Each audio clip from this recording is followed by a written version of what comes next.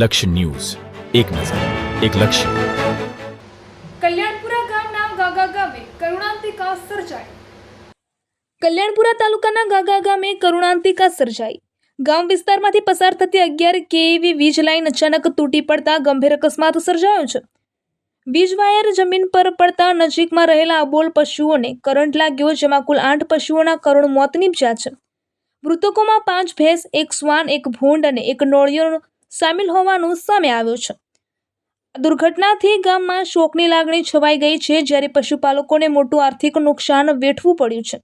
ઘટનાને પગલે ગામ લોકોમાં ભારે રોષ જોવા મળી રહ્યો છે અને વીજ વિભાગની બેદરકારી સામે કડક પ્રશ્નો ઉઠાવવામાં આવી રહ્યા છે.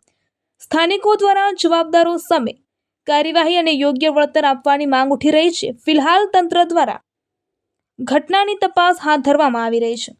રિપોર્ટર ઘનશ્યામસિંહ વાઢેર, દેવભૂમિ, દ્વારકા.